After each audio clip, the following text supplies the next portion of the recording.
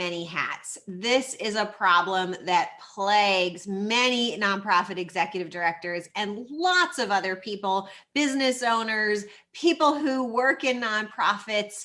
This is such a common issue, and it leads to some pretty uncomfortable feelings like being overwhelmed, anxious, working too much, carrying the weight of the world on your shoulders. And today we're going to talk about how to handle wearing too many hats. And the secret is delegating. Now, sometimes you might be delegating to yourself.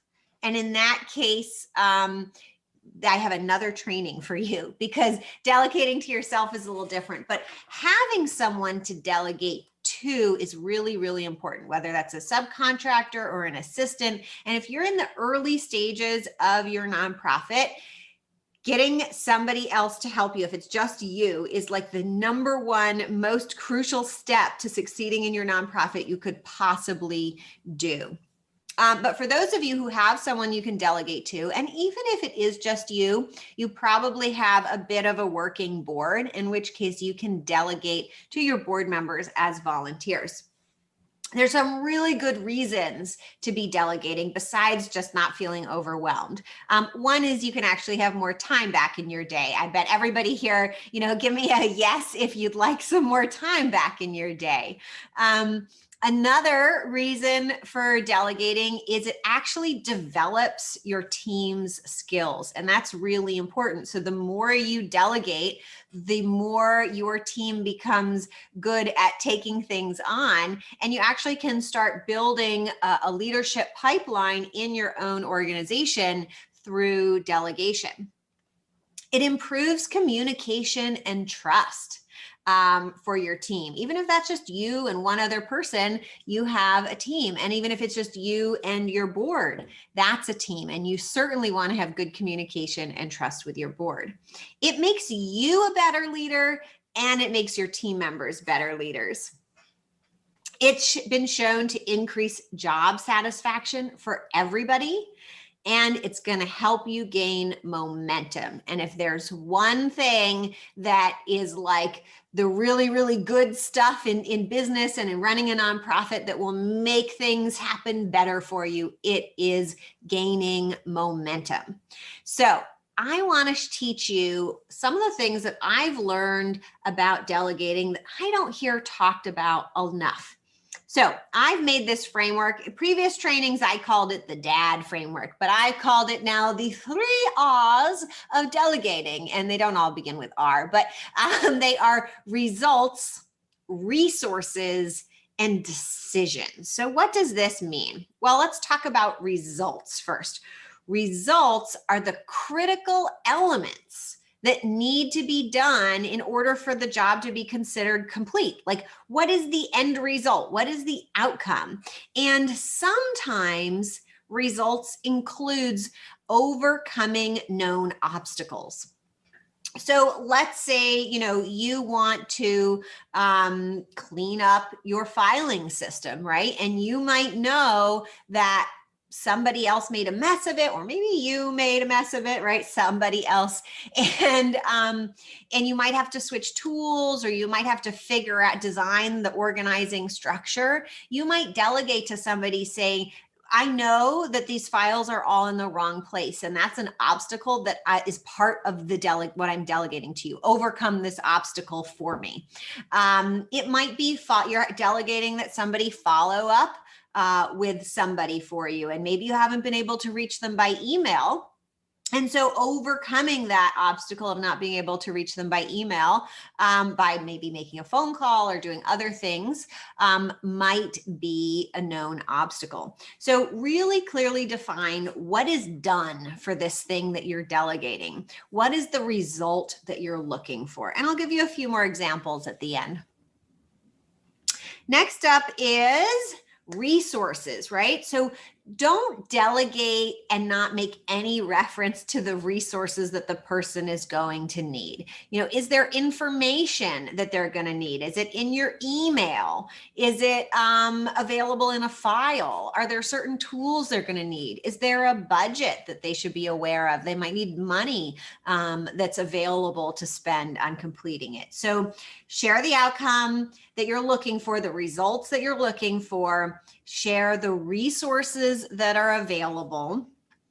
And finally, and this is the one I never hear getting talked about, but this is the one that's really going to unlock it for you executive directors. It's really important to be clear about which decisions in the process of completing this task you are delegating, in which decisions you are not delegating. So maybe you are saying, okay, you can do this thing up to a point, but I then come back to me for a decision about whether or not it's ready for publication or it's ready to go out into the world. Or maybe you're specifically saying, don't wait for me. You're in charge of deciding when it's done, or you're in charge of deciding when it's good enough. So be really clear.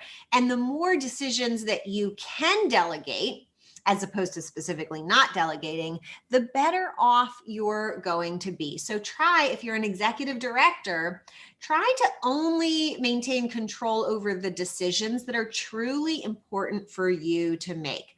You could also delegate, kind of as an available resource, say, I don't want you to make this decision. I want you to go to this other person and have them make the decision about whether or not whatever it is about the thing. So let's go through a few examples here. I've got two main ones for you today. So this is written out in long form. You can write it out in short form, or you could even just make a quick bullet list of results, resources, and decisions. But here's an example. Submit a complete grant application by the deadline, right? I've been really result. Grant application is completed by the deadline as a result. And be sure to fill in any missing information that we haven't created yet. That's a known obstacle. It's not just going to be, cut and paste. There's some missing information that you're going to have to fill in and create. Now, here's the resources part. The team lead should have most of the information you need specific to this grant. You can also pull past applications from the grants folder, and you can ask me for any information the team leads can't supply, or if you'd like me to review the application, right? So I'm a quality control resource, but I'm not holding on to this decision. I'm delegating the decision. You are responsible for deciding if or when the application is ready for submission. Now you might be saying, but Sarah, I'm scared to delegate that. So that final decision on this example of a grant application. So this is that, right? We're building leadership skills. We're building team skills. So I wouldn't delegate that decision to someone who is brand new to grant writing and brand new to my team. But once they had done it and I had experienced some confidence in their work, then I would start delegating that decision. So I'd use some initial delegating and maintaining the final decision about the quality of it to someone who was new. And once I felt that once they were submitting things to me for review that were ready to go, I would then start delegating the ready to go decision to them as well. Let's take a look at another example. And here I'm going to use this example right here. Turn this training that you're watching right now into an article published on our website, optimized for the search terms, wearing too many hats and how to delegate. Then here are the resources. Use the recording of this training available on YouTube, a transcription service if that's helpful, and these slides that you're looking at right now, which are available in the shared folder. You don't have access to them, but my team, internal team does. And make all the decisions except for the final publication. Ask me for approval before publishing. So here's another example. I was really clear about results. The end result we're looking for is a published article on the website. I could have added tons of resources, but I'm only mentioning the ones that I think the person doesn't definitely know already, like how to manage, how to upload something to the website or add a page. I'm listing, the things, not sending them to go find mystery things that they don't know about if I have that information at my fingertips. And I'm delegating a lot of decisions, but not the final publication in this case. So those are my examples, and that is the free training for today. For those of you who are on live, stick around and we'll do some Q&A, and I'd be happy to work through some of your examples. For those of you watching the recording, please take a moment to subscribe, and you can put your questions in the comments, or anybody right now or watching the recording can apply for a one-on-one call with me.